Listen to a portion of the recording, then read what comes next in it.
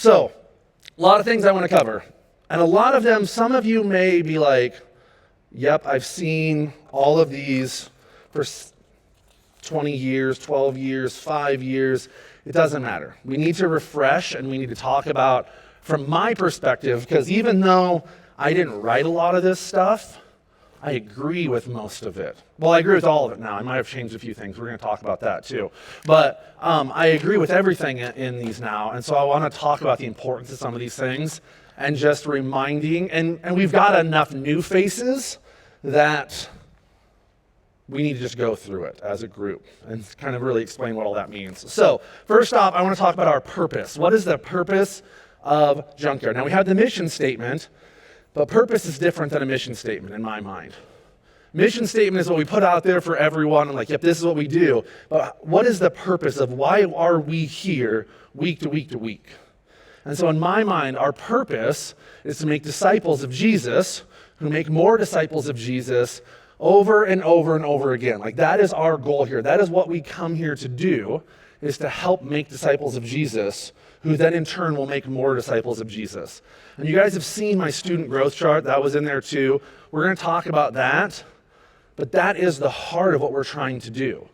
And we do this by teaching about Jesus, by singing about Jesus, by talking about Jesus. Jesus, Jesus, Jesus, Jesus. Like, that's Jesus. If you don't understand where I'm going, Jesus is the cornerstone of this youth ministry. We want Jesus to be the main thing. I say a lot of times, that's why, I'm not super passionate about being the only one up here talking, and not saying that people that do desire to be up here every single week don't care about Jesus, but my main thing is I don't want to be the main thing. I don't want to be the main guy. I want Jesus to be, and I want that to be for you guys as well too. So you guys all got a bunch of papers when you came in, and I want you to glance at, well, really, you can probably glance at almost any of them. But just for fun, let's glance at the sponsor's covenant. Some of you have seen this for years, but there's some changes that got made to it. Can anyone see? Those of you who have been around for a while, do you know what changed about it? I'll give you a hint. It's in the mission statement. At the very, very bottom. What changed about the mission statement? You high schoolers should know it, because this is the one that Doug repeated every single week in his Jesus. What did it used to say? Don't know. What did it used to say? Anybody? No. God. Now that may seem so insignificant, right?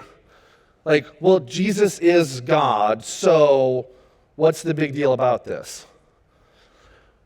Well, when I looked at the mission statement, I said over and over again, I loved it. But honestly, any other religion walking in, reading that mission statement, could have agreed with it. Any Muslim, any Buddhist, any Mormon, any Jehovah's Witness, any one of them can agree to that mission statement. We want to worship God.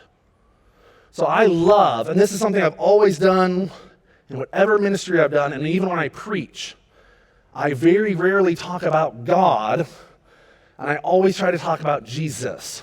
Because Jesus is the thing that separates us from everyone else. Jesus is the one that we know died for us and saved our sins. He is God, but we need to make sure to clarify that. So it is I know it doesn't seem like such a huge deal, but it is.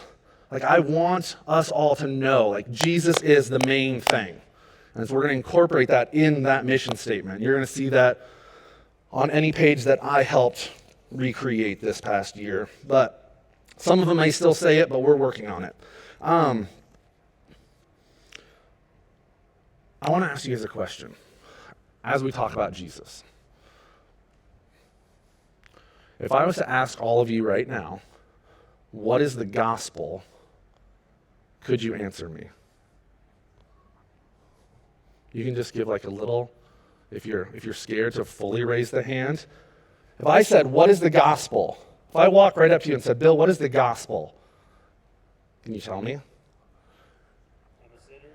I deserve punishment, eternal separation, but thank God for Jesus that if I follow him, I don't have to pay it. It's already paid. Perfect. It's easy, right? It's easy when you just say it. But like I want that to be a cornerstone and a piece. Like we need to know the gospel. We need to be talking about the gospel. We need to be talking about Jesus. We can move these flags now if you guys can't see me, if you want to move them, as I see Willow like bobbing around. Like we can lay them down, we can throw them wherever. They were just so you could find a seat. The gospel, again, the gospel of Jesus Christ is the cornerstone of everything we're doing here. And so I want you guys to be able to speak the gospel, to talk about the gospel with the students, to be sharing how the gospel is affecting you over and over and over again. And we're going to talk a little bit more towards the end of the time about like just how to be doing that more and more and more. But the gospel is so vitally important to what we're doing here. So, Jesus, number one. Number two, huge piece of what we're doing here, providing a safe and fun environment for any student who walks through that door. Any one of them. And that's something I am super passionate about. I love telling a story about how I threw the lead pastor's son out of my youth group at my first church. During youth group, literally said, "Get out," to my lead pastor's son. You can imagine the meetings I had after that, but when he was shaming other students during youth group, I'm not having it anymore. So I threw him out in the middle of youth group because I'm so adamant about this being a safe, welcoming, fun environment for every student that walks through that door. And I say that no matter what their family looks like, what their financial status is, what gender, what identity crisis they may be currently going through, when they walk through that door, we want to love them as image bearers of God so that they can know who Jesus is. So, those are the two big things. Reminders for those of you who have been around for a little while, you've heard me say it. And for the new people here, the how-to, right? Because that's one question, right? How do we connect with teenagers? What's the best way for us to try and connect with teenagers? How do I just walk up to a teenager and start a conversation with a random teenager that walks in the door? Well, I love acronyms. Acronyms help me get through life. So I have an acronym that I often teach, and it's SAFE. So you guys can write this down. Those of you who don't remember it, you can write it again. SAFE, but I spell safe with 2 F's because I'm from Boone. So Hunter laughed. Hunter's dealing with some of those boonies still. Yeah! This is going to go out there online somewhere, so we got to stop. All right, so SAFE. What does SAFE stand for? So the S stands for school. That one's really important here, and I've learned that. Like, it wasn't as important back in Boone because it was like, well, are you the Lutheran school or the Catholic school or the only other school?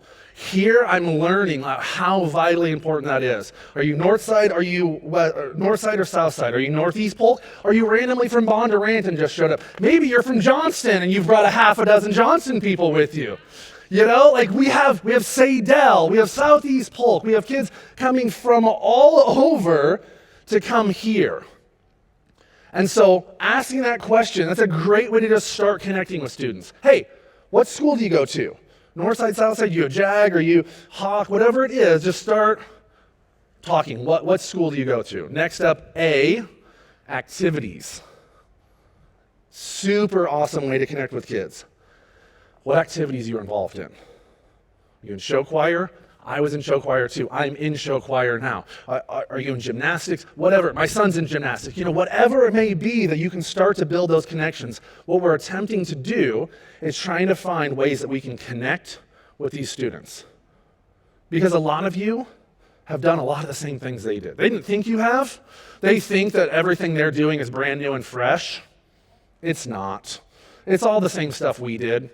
It really is, high schoolers. I promise you. It's not that new and fresh. It really isn't. But, so finding those ways that we can connect with them, and activities is a huge one. Because it's what they spend, especially here at Ankeny. I'm learning. There's a lot. It is big. The activities.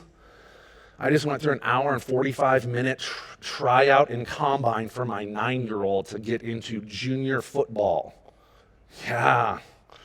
Hour and 45 minutes of him running 40-meter sprints and throwing footballs. And I was like, bud, guess what? You're not going to be a starter in Ankeny.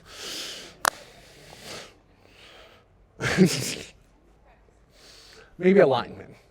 We're shooting for a lineman. He's going to start lifting. First F in SAFE, family. Tell me about your family. Do you have any brothers and sisters? That's an easy one. Some of the harder ones and the harder ways to ask the question of just tell me about your family situation. You're going to somehow probably find out maybe they're a single parent. Maybe dad's not in the picture. Maybe mom's not in the picture. Maybe the grandma and grandpa are raising them. That stuff starts to come out a little bit more organically. You don't just bluntly ask it, but just trying to figure out what their family structure is. Are you the middle child? Are you the oldest or the youngest? Whatever it may be, just trying to figure out. Because again, I was a middle child too. I was an only child. You spoiled rotten like I was? Because I sure was. Yeah, that's awesome, right? Isn't it awesome being an only child? I loved it. Just ways to find connections. Next F, friends. Tell me about your friends. Did you guys come here with a friend? Did you come here is there a friend that brought you here? Yeah. A friend that suckered you into coming and being a volunteer years ago, right? Here, come and join me. It's going to be great. And then you never get to leave. No, you don't. So, yeah, asking about their friends, asking about what brought them in here, asking them, whatever. Ask about friends. Who are your friends? What kind of friends do you have? Stuff like that. E, and this is a fun one, entertainment. I say this is a fun one because, thinking back to, and we'll get to it, the student growth chart, and just thinking about, back with Doug's titles for different types of students, thinking about those prisoners and those refugees, they don't really want to be here. So when you ask them, what kind of entertainment do you like? What's your favorite movie? Deadpool? Cool. Who's your favorite artist? Eminem. Oh, okay. Your first reaction as a youth leader is going to be, that's awful. You shouldn't be watching that. You shouldn't be listening to that. Guess what it has done in that child's life? Big wall just went up.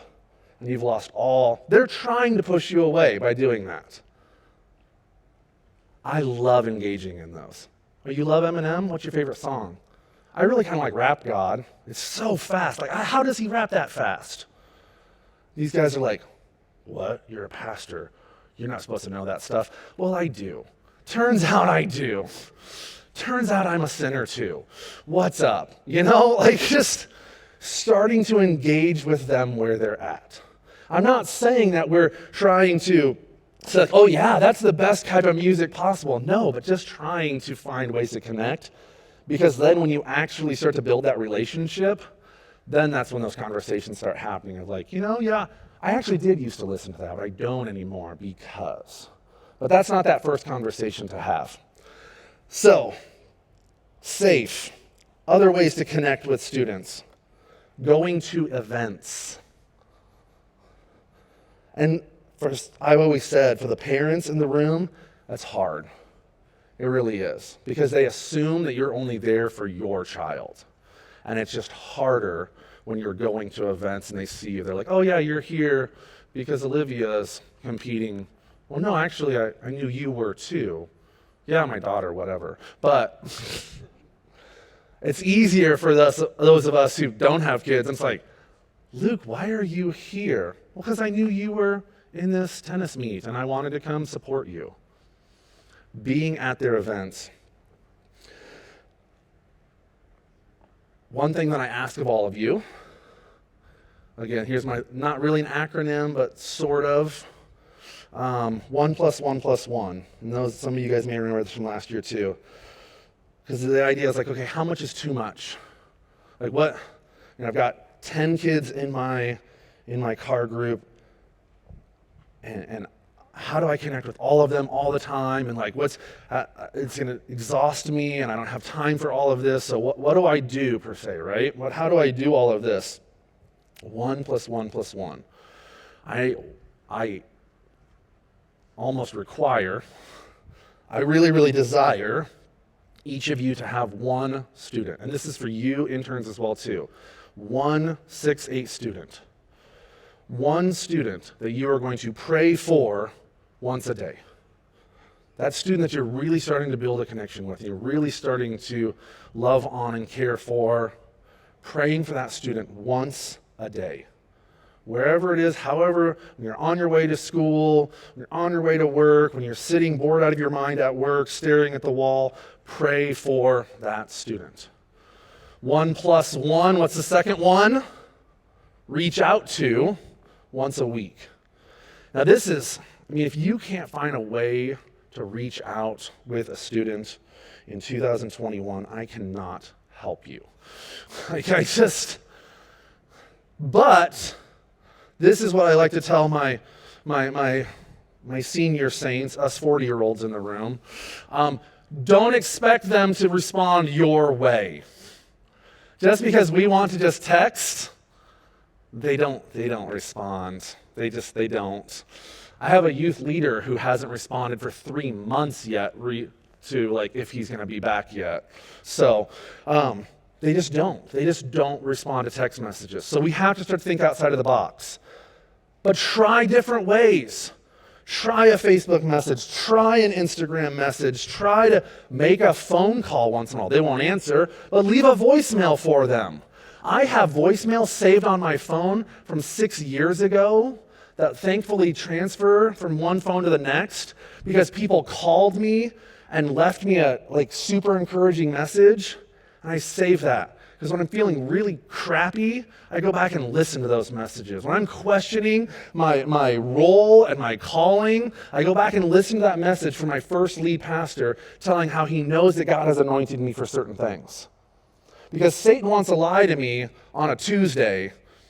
I need Daniel's voice speaking truth into me.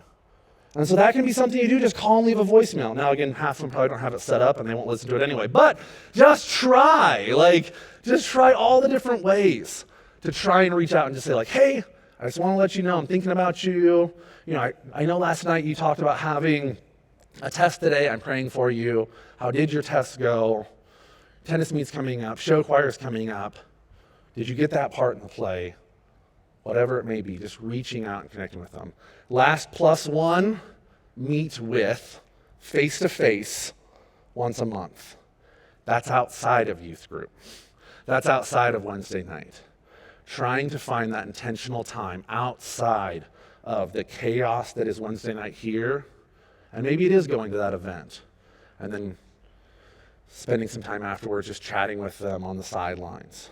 Maybe it's texting and saying hey, I'd love to go get coffee with you and just check in and see what God's doing in your life.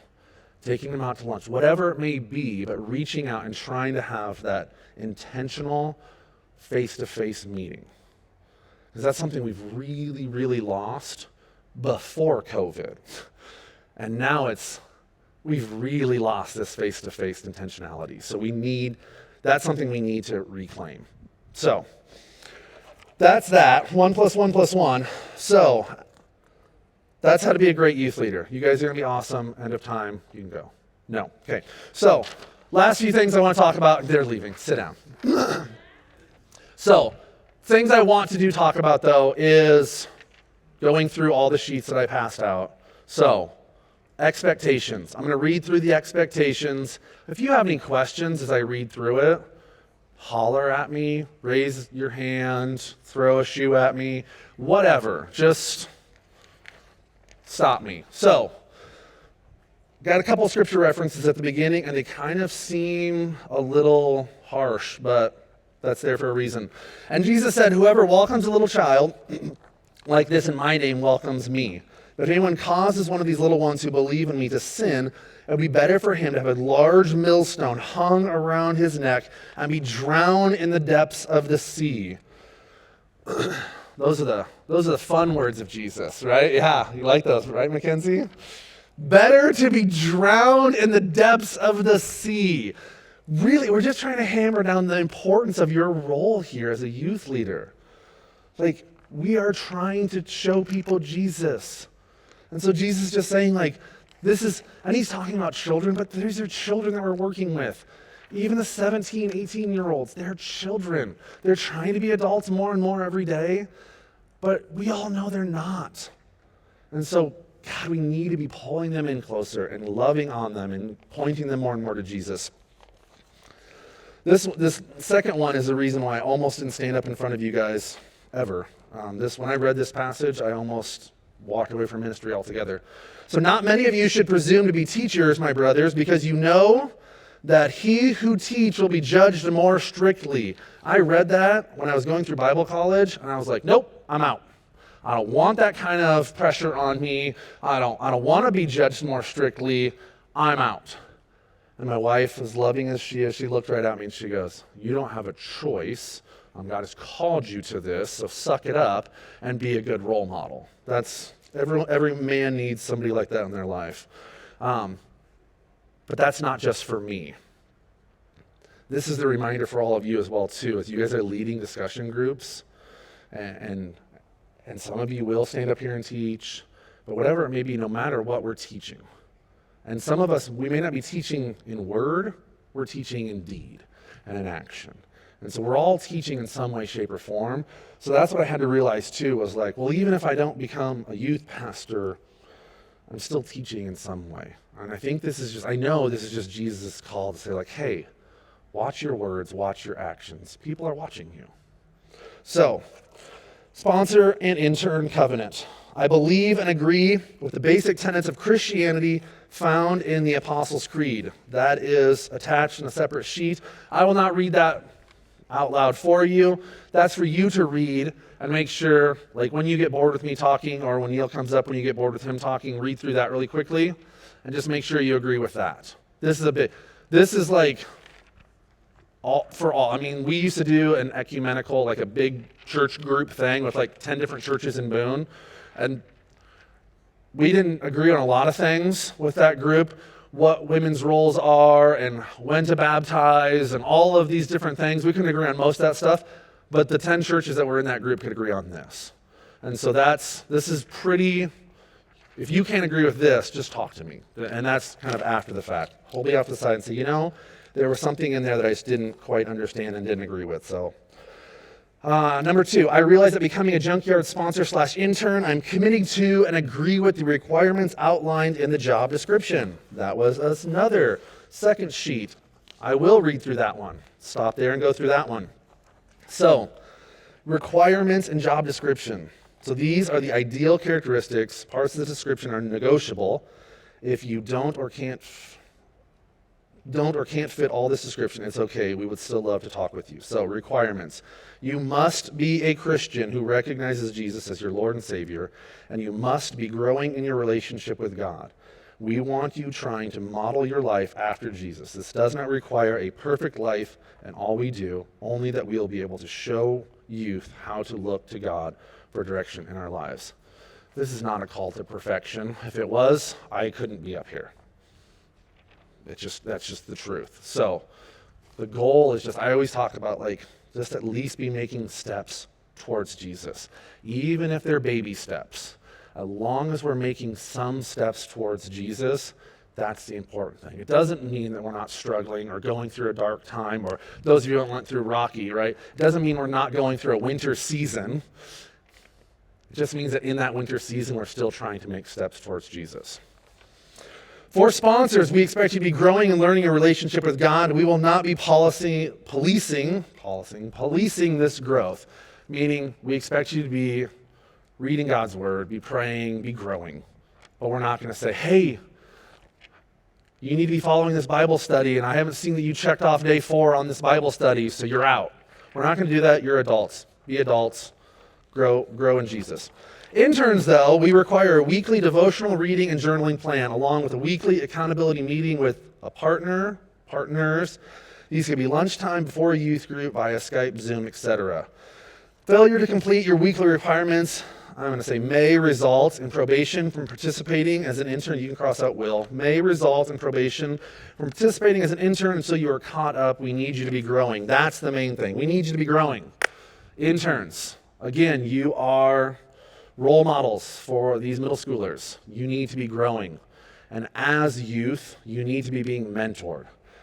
We all need to be being mentored, but you guys especially, you're going through these awkward times and you have so much pressures on your life, you need a mentor. Now, who is that? Maybe it's as an intern, it's your car group adults. There's at least 2 adults in every single car group. And so maybe it's that. Maybe it's your actual high school car group, and it's one of your leaders in there. Just somebody. And that's also just on you.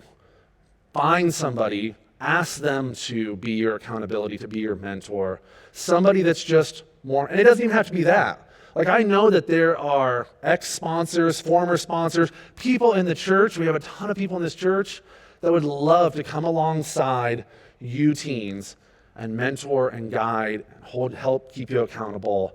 And so if you're struggling to find somebody, let me know, and I will help you find people. But there are so many people in this church that would love to be mentoring you guys. So that is an expectation. Interns are expected to attend JunkYard 912. Yes, I know it's hard because it's a long night. It's 3.5 hours, and you guys are crazy busy, and you have so much homework, and you have 3 AP classes, and 2 of them have tests tomorrow. But and that's not saying, like, if you miss one Wednesday, you're not going to get fired. That's just not reality. But if it's a repeated every single week that you are coming to 6-8 and then leaving for 9-12, that's going to be a conversation we have. That also includes when we get to Christmas and I do the same lesson series for middle schoolers and high schoolers, and you guys have to hear the same exact lesson twice. Suck it up. It's only 3 weeks. Try and hear something different. So I think the Advent is that important for both of you, so we're going to talk about it for both groups. So maybe you'll get lucky and maybe I'll have a different teacher like I did last year for each of them, but if not, if you have to hear me teach the same message on joy twice, it's not going to kill you. Think about our worship team. They hear the same sermon every single week twice at least. The production team, the people downstairs, they do it every single week. So you guys can handle it for 3 weeks. That'll probably be the only time I do it this year. So, primary goals: to develop relationships with youth, to be looked at as a role model and a mentor, to help kids build true Christian community, help them learn more about God and continue to grow closer to Him. They will not care what you know until they know what you care. It's a good old Teddy Roosevelt quote. They'll never know how much you care until they know. They'll never care how much you know until they know how much you care. So really meaning, like, you can dump all sorts of Bible wisdom on them all day long. If they don't know you love them, they don't care. So you need to be building and fostering the relationships first and foremost. Time commitments. Every youth group night during one calendar school year. Every youth group night during one, I don't know what that means. Be here most Wednesdays. Okay, be here most Wednesdays. That's at least, and again, if you miss a few, it's okay. We have enough leaders that we have the flexibility to miss from time to time, but be here a majority of the time. Kickoff meeting retreat in the fall. Yay, you all are here. The rest are fired. One year-end meeting / thank you party. That's just really for us to love on you guys and say, like, hey, we appreciate what you did this year. So come and have fun. Yes. Maybe. if I have an admin by that time. If there's no admin by the time year end comes, we're going to be desperate. It'll be rough for everyone. Next, one training day, usually mid-year. I don't know when it is, but yeah, just like a mid-year training. It will be nothing like this, I promise. It will be more intentional to, I've got a friend that does training on discipleship and how to be a great disciple maker. I've got another friend that does evangelism training. Like, it'll be bringing in somebody, not me, to talk to you and train you on some specific type of leadership training. So that'll be later. 2 extra non-Wednesday events each semester. So that's why you have the calendar in front of you. You can choose 2 of the 4 events offered each semester. So, basically meeting, we have spring semester, or we have fall semester, we have spring semester. And each semester we have 4-ish events. Pick 2 and let me know, text me, email me, which 2 you're going to plan to be a part of. This doesn't mean that you are guaranteed to have those 2.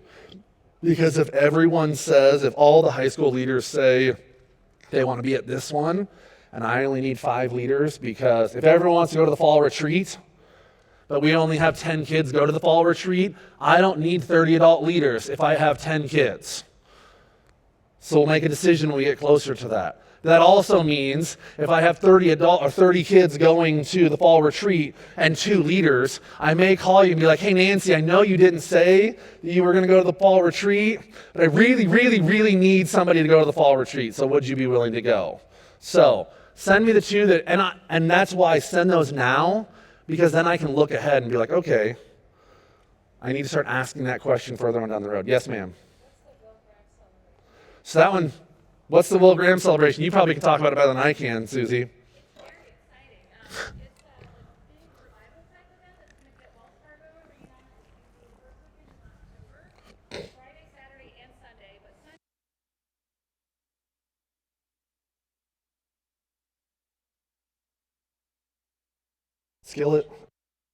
Skillet's still relevant.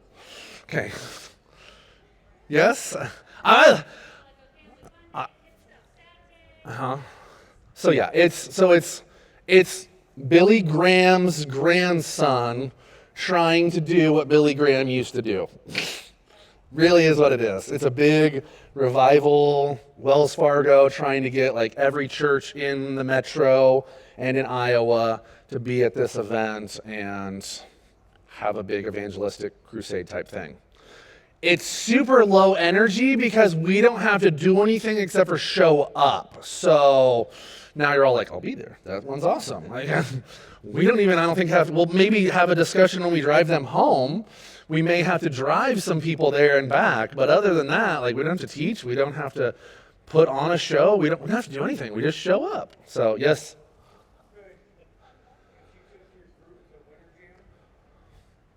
So that's yeah, I mean,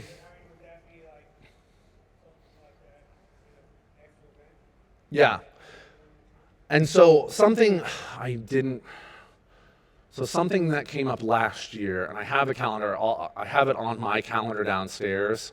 I have the whole year planned out for teaching and everything else. Big gives, everything is planned out for the year.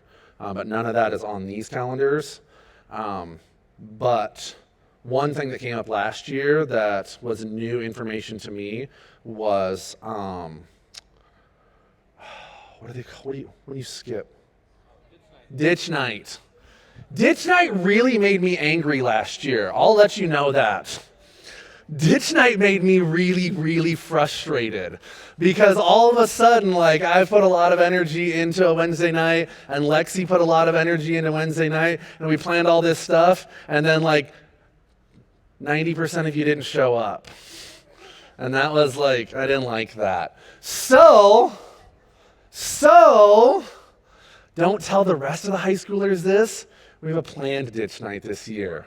So that I don't have, guess what? It's always been planned. Doug told me. It's always been planned.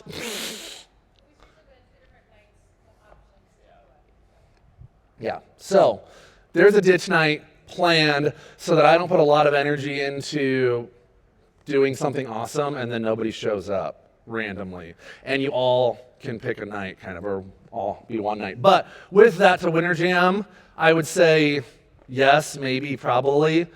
Dan's not even listening anymore. He asked a question, but I got so far off tangent that he quit listening. He's still not listening. We're talking about Winter Jam again. Oh, okay. So the only thing I would say with Winter Jam is it's in January, and winter is like heavy on events. Yeah, they didn't have it this year. They probably will. Yeah. So it's usually January timeframe. Yeah. And so that's my only thing would be like between Worship Matters and Day of Love, those are like two of our bigger events. I know it sucks that they're both back-to-back months, but when I look at the school calendar, I had no other choice because, well, show choir in this community. There was not a single weekend in March that I could plan something, and April is crazy with walk stuff. So January it was for Worship Matters, and Day of Love I was specifically told by somebody that Day of Love cannot be moved. It wasn't. It's been moved a couple of times.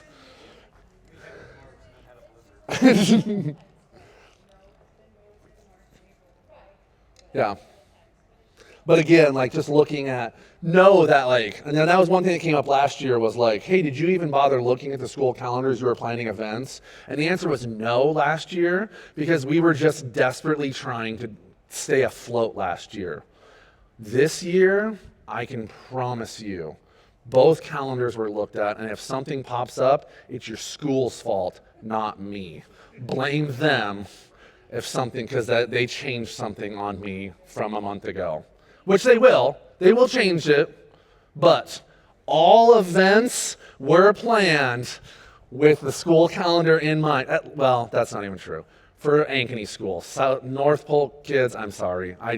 I'm sorry. I couldn't look at 3 schools. I wouldn't have had a weekend to do anything if I looked at all 3. So I at least looked for the Ankeny schools since that was the majority of our kids. So, time commitments. So yeah, Wednesdays are in the trenches, frontline ministry. We do not want you standing on the sidelines and watching. You'll be asked to form relationships with youth, and this will depend on your personal relationship skills and gifts. Any type of personality makes for a successful sponsor. You only need to be willing to make youth feel welcomed and loved at the Junkyard. You are probably the most important volunteer in our ministry. That is real. Like a lot of times I remember my first ministry, I'm high energy. I am loud. I'm abrasive. Yeah, like all of this. I know it's shocking, right? Those are all super shocking things. Like, guess what? Some kids don't like me. And I'm okay with that. Some adults don't like me, turns out. I'm a bit much for a lot of human beings. And I know that by this point in my life. And when I realized that in my first ministry, I fought tooth and nail to find leaders that were vastly different than me. Because I wanted to attract those kids that when they walked in, they saw me and they're like, whoa, he's a bit much. He scares me. But Nancy, she scares me too. No, I'm kidding. But no, just trying to find those people when you're like, okay, I'm not like Joey, I'm not like Neil. Neil and I aren't alike. And I love that. I told him that this past year, like, I say like Andrea says, he's the, what did she say? I can't even remember because my mind is so scatterbrained. But basically, he is the, like, if you guys have sat in a meeting with me, you know it's just like craziness on a whiteboard and it scribbles and it's 15 different colors. And we used to do that in staff meetings, and then I would get like perfectly typed out staff meeting notes. And I'm like, well, you got all that out of what I said? That's amazing. I didn't even realize I said all that. We need all types. Like that's all I'm saying is like, we need all types of personalities, and you, I guarantee, are the perfect personality for some student that will walk through those doors. So that's the job description back to covenant. We're going to finish this quickly now. I don't have any other sheets to turn to besides this one. So, I am committing to the junkyard and the time commitment, and it will take to be sponsor intern as outlined in job description. We said that one. I promise to cooperate with the rest of the junkyard team and acknowledge that the director of this ministry has the authority to remove me from participating as a sponsor intern if my actions warrant such removal. I agree that the youth director is the leader of this ministry, and I'm willing to submit to his or her authority if it does not conflict with biblical principles. I will stop there. If at any point you hear me say anything in a lesson or standing out there in the hallway that you think conflicts with biblical principles, or even honestly, I've had people call me out on just other stuff, like just personality. Like they're like, hey, the way you treated that person was really crappy. Thank you. I don't always know it in the midst of it. I don't always know how I'm rubbing people. And so if you think that I am like doing something that isn't right, tell me. Come to me. Like, I want to be told, like, hey, the way you're doing something, these kids are scared of you. These kids don't like you. These adults don't like you. Like, whatever it may be. So, call me out. I acknowledge that I will be seen as a role model, and I will not let my actions be a stumbling block to the youth who have been entrusted to me. This may mean that I might have to refrain from certain behaviors that might be seen as stumbling blocks, even though they are not sinful in nature. I understand that I will be considered a mandatory reporter and will be obligated to report anything the law requires of me. Things that need to be reported would be physical or mental abuse, threats of harm themselves or someone else. I will share with the youth director and coach any harmful or illegal behavior that any of the youth may be involved with. So all that just means simply, yes, we are mandatory reporters. We're working with teenagers, and teenagers are going to share things with us. And I always use the rule of, it's like, when do you go to a parent?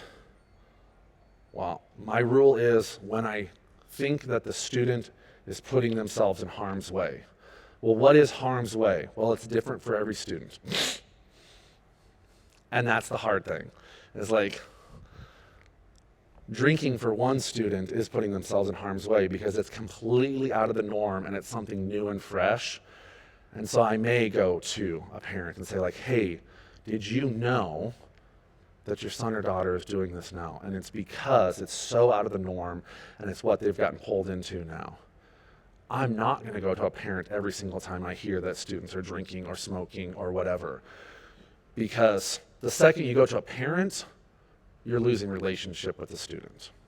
So it's case by case by case with that. But if there's physical, mental, any sort of abuse, we got to go immediately. If they even make a slight comment about self-harm, we have to go immediately. Because if not, I don't want, not even just the legality of it. I don't want to take a chance, and you don't want to either. Just because it may be the student, they say that, and I think they're just saying it to get attention. Doesn't matter. We give them the attention then. Immediately. We go to parents, we talk about it with them, because we don't want something like that to happen to any of the students. So, yes, yeah. Yes. And coach. So I will share with the youth director and coach any harmful or illegal. So, hey, I don't know, and coach. I think it just means, again, I didn't write all of it. You report it to me. It can be Neil as well, but I should always know about that. I should always know about this. And because, we had a couple of issues last year. That's not your job requirement. It's not your job requirement to have to go and tell a mom or a dad that their children are hurting themselves and then help counsel them through that and help find that student help. That's not your job as a youth leader. That's a lot of expectation on you. You need to love them through that. I will be the one to be the bad guy and go to mom and dad. Because I said it at Rocky as well, too. I'm okay being the bad guy. I'm okay being the one to go to mom and dad and rat them out for whatever they're doing to keep them safe. Because if they know that you still love them through it, they're going to keep coming back. If they don't like the guy standing up here, they just ignore me for 20 minutes and then know that you still love them. So I will always be the one to go to the parent, and I may say like, hey, do you want to come with? Do you have a relationship with this parent? Do you want to come with me on this? But I will always be the one to handle those big issue kind of things. So. Another question. Advice on if we should tell the student, hey, I got to report this, or just report you and leave them in the dark. What's the best way to go about it? So last year we had a couple of issues, and I believe the sponsor, last year we talked through 13 Reasons Why Not. We talked about suicide, death, and depression for 6 weeks. And so stuff came up, like it just did. And in the moment, the sponsor usually would tell the student, like, hey, like, yeah, I'm gonna at least tell Joey. And so you just need to know, like, I'm going to Joey with this information, and he's probably going to do this as well too. Luckily, last year, almost every interaction that we had with that came up, it was like parents already knew, they had already been getting help in some way, shape, or form, and maybe it was help in the past, and now things had come back up. And so it wasn't like brand new, fresh information for a parent. So that was sort of the nice part last year, it was like, hey, Bill's going through this again. Okay, we know what to do, and thanks for letting us know. But sometimes it's not. Sometimes it's brand new and fresh. And yeah, they probably need to know that mom and dad is going to find out. And you can just say like, hey, I got to tell Joey, and Joey's probably going to tell your parents, and I'm sorry. But I'm here for you to come alongside you. So they're going to know anyway. They're going to know when mom and dad come to them that you told me and I told them. So yeah, it's probably best just let them know, because then they can go home and break it first before. And I've always tried to, with that as well too, of like, hey, we need to let your mom and dad know. Do they know about what's going on right now? Would you like me to go with you to tell? Would you like Joey and I to go with to talk to your parents? Probably better for it to come from you and us instead of just Joey calling mom randomly next week. Like there's ways to get around it, and we can talk through that if it pops up. But yeah. And that's again another reason why so it hasn't come up. Maybe it's just assumed already. Everything will be back in the building fully this year, both 6-8 and 9-12. All groups will be back in the building. And so I do like that aspect of it, as if something comes up in a discussion group, I'm not in any group. I teach and I wander. Usually wander over to Joy's group and get whatever snack she has. And maybe stay too long and eat too many snacks. But I'm always a text message away, and same with Neil as well. He's usually here wandering around. And so like if something comes up in group, you can grab me immediately and I can come over. We can grab student right afterwards, chat. So that's part of why I like being back in building fully. So last thing, to keep myself, the JunkYard ministry, and the youth safe, I agree to never be alone with any of the youth. Any meetings I have with youth will always take place in a public setting or in a group of 3 or more. This could include 2 youth and myself, or myself with another adult and 1 youth. So I know I said, meet with one-on-one. So what that means is don't go pick up the student, just you. Perfect example, Bill is Deacon's youth leader. Even though Bill and I have a relationship, even though yada yada, he probably shouldn't come to the house, pick up Deacon, take Deacon to lunch. Just have parent drop off. High school leaders, have them meet you there. Have them drive themselves there. Or if they can't drive, grab another adult. Say like, hey Joey, I really want to take Deacon out. Can you come with me to pick up? And obviously he wouldn't, because he hates me because he's my son. But if it's any of the other kids in your group, like, hey Joey, I really want to take Nathan out. So would you come with me to take Nathan out to lunch? Absolutely. Or you and Erica, or you and Bro, whatever, there's so many adults in the groups, like Dan and Nancy, grab somebody in their group and go out to lunch with them, whatever it may be. So if you have to pick up, that is. So if you guys agree to the covenant as stated, and those even for the new ones that have been here, pull that out of your packet, sign that and leave that here. Even for you that have done this before, re-sign that and leave that here. So, okay. I was going to go through FAQs next, frequently asked questions. We've kind of been asking questions as we came up. So there's one that came up repeatedly that I'll just address. And then if anyone has any other questions just about youth leading or anything, wave it. Neil, raise your hand. Neil will come, give you the mic so everyone can hear the question. The recording can hear the question, and we'll try to answer it the best possible. But actually, I want to do something fun. In our groups here, I'm going to throw out a question, and you guys are going to answer it in your group, what you think the right answer is. Okay? So the question is, what do I do with the tough questions? What do I do with tough questions? What are tough questions, right? Tough questions are anything you don't want to answer. Tough questions are sexuality. They're hard stuff in the Bible. They are tough. What? What do I'll tell you.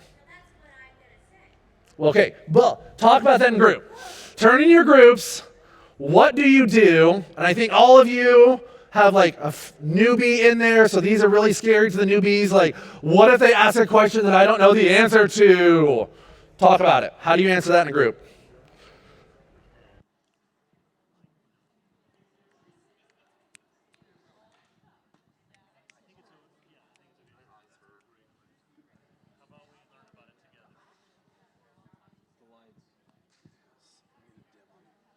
Dim them more.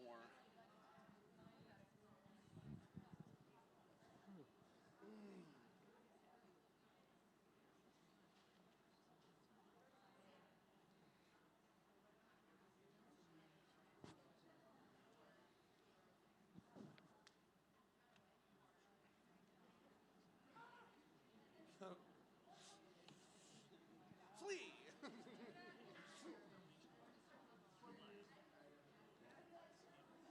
What school is Deacon going to? Is he in the same one? What's that? What school is that Deacon at now? Northview. Okay. He's in 8th grade this year. Nice. So he's over The old high school. Yep. And he's supposed to be riding his moped this year. He's got a parking spot? I don't know. Or, We got to figure that. Mom was at back to school night. That's why Axel was here. Yeah. Mom was at back to school night with Deacon. So hopefully she has all of those answers. Well, they got pictures. I know that. I saw them. Your covers You know are- more than I do. But I know. He's a bit much. He's nice. He's a bit much.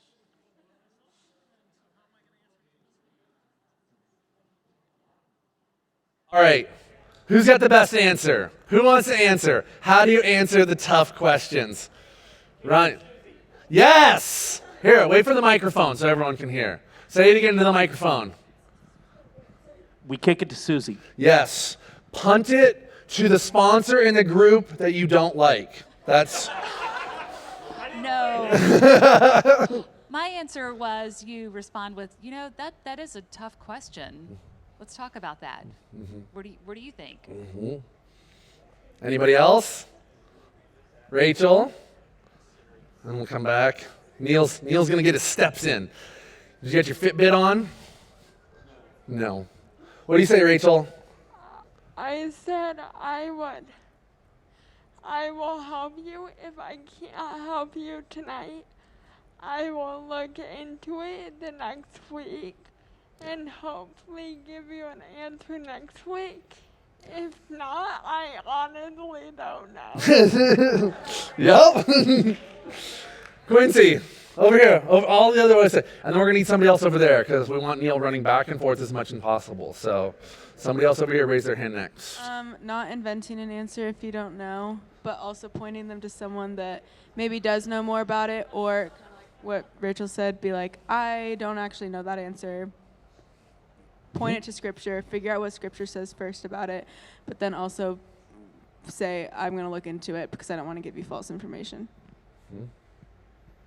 I said, actually, no, Adam said this, but if Microphone all the way. my bad. Okay. Adam said that if like you like have like you're somewhat confident about it or like you think you like know, you could tell them like what you believe, but don't make it like sound like super condemning and like if you don't believe what. Yeah, dogmatic. But just like make it come from a place of love. So again, we have this Apostles' Creed. If you haven't read it yet, now's maybe a good time to glance at it. These are the main things. So we talk a lot about like primary and secondary issues. A lot of the questions that come up are like secondary theology kind of questions. And some people in this world may have made them really, really primary in their life, but it doesn't mean that they're primary to everyone all the time. And so like questions about God being creator, yes. Questions about who Jesus is, that he's Son of God, and like these are ones we want you to be confident about. So again, read this, and if you question things in this, let's talk about this. But questions like, did God create the earth in 6 days or 10 million years? Notice that's not on here. That's not a primary issue. It really isn't. The fact that God is creator is primary. How long and how fast and what not and when, and that's not primary. So, is it okay to say, I don't know? Yes. I still say I don't know. Quite often. Why did God do this? Why does this happen? Yeah, I don't know. Why do bad things happen to good people? What is a good person, though? Jacob. Hey.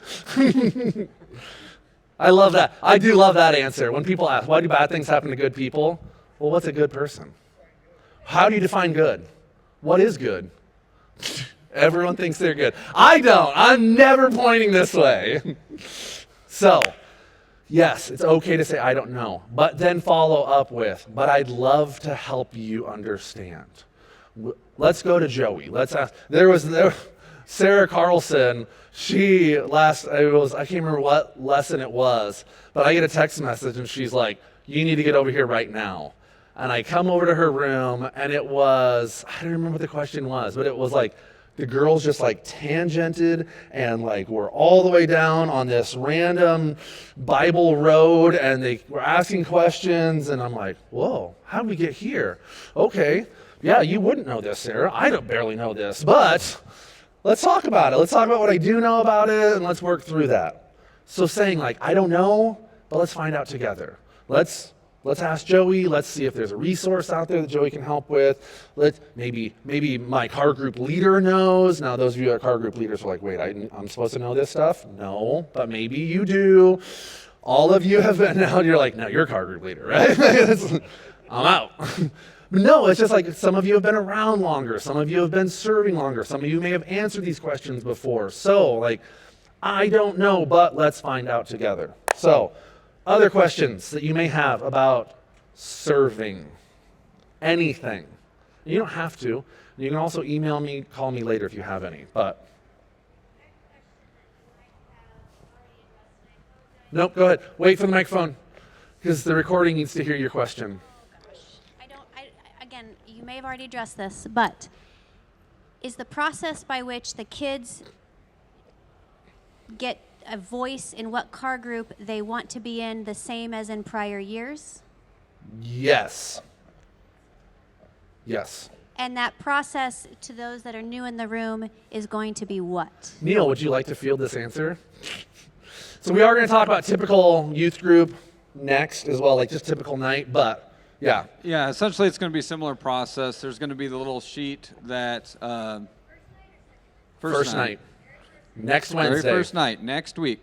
We're going to explain JunkYard, play some games, but we're also going to have a little sheet that they will fill out. Actually, We're going to have leaders fill them out for them so we can read them later. Yes. But essentially on that sheet, if you haven't been here before, it's going to have like 5 to 6 spots on it. And they're going to write their buddies' names down on there that they want to be with. That is our guarantee. They will stay with that bundle that they've chosen of friends. They will also list their top 3, or in this case, this might be subject to change, but their top 2, because we're going to split up age groups for 6-8, but they'll provide the car group they prefer, and then their second option, and then we don't guarantee they're going to get their first car group pick, but we do guarantee they're going to get to be with their friends. And then there's some logistics of the kid has to be there. They're not going to write down a friend who's not missing this week. They're coming next week. But essentially, that's what happens. They get to at least stay with their friends. Any questions on that? Ella? Will we pick the car groups before or after the games? In the midst. It's kind of all. Games will happen throughout. We don't want to do everything talking We don't on want stage. this to be what next Wednesday Yeah. looks like. Yeah. Nobody It'll be wants an hour and intermixed. 15 minutes of listening to people talking. The older kids have figured this out. Yep. And they sometimes, it's okay if I miss the first, because if I come the second week, I'll automatically get where I want to go, because I can then just add to where into the group I want. I don't have to be in the school and not know exactly where I may or may not end up. So, if they're not here and friends are like, well, I have some friends I'm bringing the next couple weeks, and they're going to be with me, right? How do we answer that? Because Maybe. yeah, because I'm just saying, the older kids have figured this process out. If they come later, they just kind of get to go where they want to go. Maybe. And that's how we end up with groups that are Yep. fortunate. Yep. And so my goal will be to try and, so if you look at the car groups, if you saw those as you walked in, or just remember the emails when I sent them out, we're down to 6 car groups this year. That is built off of what the average was from last year. We averaged about 80 middle schoolers and about 120 high schoolers. So looking at, if we have 10 car groups, we're going to have 12 kids per group, and we're going to have 5 leaders and 12 kids, and that seems like not helpful. So the idea was to try and build it so that there's approximately 20 kids, but then the ability to get up to 30 before we start having to split and create. And so at some point, as you look, like there's 5 adult high school car group leaders, and there's 6 in the middle school. Like that seems like more than we've ever had before. Yes, because I compacted it to where we were with the prayers and the hopes for growth. So then we can break people off and start creating more groups later on down the road, So that's kind of where that funnels in. But yes, if they say, oh, my friend will just automatically be in my group, maybe, depending on the group. If our group is maxed out after next Wednesday, probably not. So again, we will try to make sure they're not stuck on an island by themselves, but yeah, we can't, if they're not here next Wednesday, we can't guarantee them a spot anywhere. And so you high schoolers in the room, you may want to let friends know that. Just show up. Like, just come next Wednesday, if you can. Yes, Liv? Should you be? But you can't be loud enough for the recording. You can't, it's still not in there. You could scream and it Do still high wouldn't be in there. schoolers get to be in the same car group as they were last year? Like, No. is it automatic reentry? Nope. So yes, they're going to come and they're going to try, and we're going to do the best we can. But we always just say, this is what I've been told. We always say nothing is guaranteed with that. We guarantee friends, because there's also the importance of Madison having more adults in her life than just you two. I think the reason that question was asked is because in the past, incoming seniors are guaranteed their priority. Okay. So you're really only talking about maybe juniors, probably sophomores, Yeah. absolutely freshmen that are a maybe, but seniors have always been told, just so you know as a newbie, right, that they get what they write down, both car group and friends. thus why she asked. Yeah. Hey, Joey, I'll comment on that. Me and Val are going to be figuring out. Here, So for those of you who don't know, Val is actually coming back to help. Praise Jesus. Yes. Yeah. At least just for kickoff, and then hopefully I'll just yeah, keep her. Me and Val will be figuring out which groups they're going into. On the sheet, I didn't mention that they will put their grade. So is our process when we select anyone who's grade 12, we just say, oh, there they go.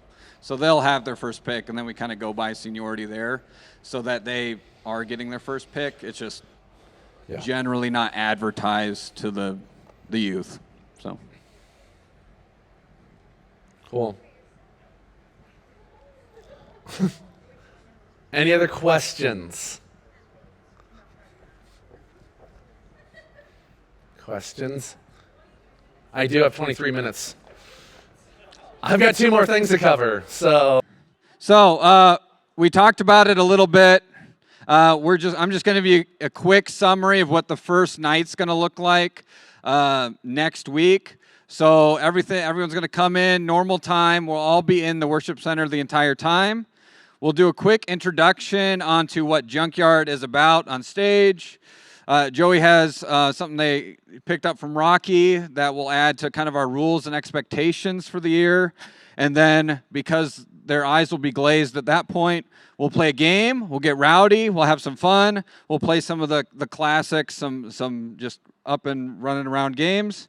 Then we're going to introduce the car groups. This is where that slip of paper at the end, if you can fill it out, get it to us at some point, where we're going to introduce the car groups, let everyone see which leaders are in that car group, and then provide some interesting facts about some people in that car group. And they can kind of figure out whose fact relates to who.